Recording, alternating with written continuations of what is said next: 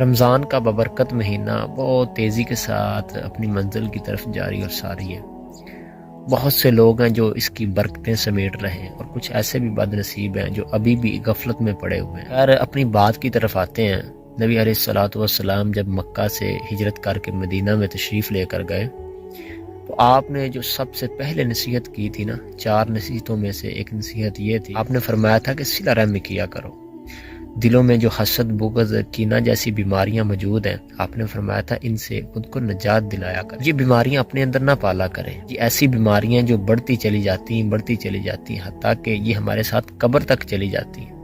ایسے بھی میں نے لوگ دیکھے اور دیکھ رہا ہوں کہ سال ہر سال ہو چکے ہیں، دلوں میں حسد پالے ہوئے ہیں، بغض پالے ہوئے ہیں، نفرتیں پالی ہوئی ہیں، جنہیں اپنے دل سے نکالنے کا نام ہی نہیں لے رہے ہم لوگ۔ آگے عید آنے والی ہے، کئی دوست ایسے ہیں جو بہنوں سے روٹھے ہوئے، کئی سال ہو گئے، کئی عیدیں گزر چکی ہیں، ان کے پاس نہیں گئے۔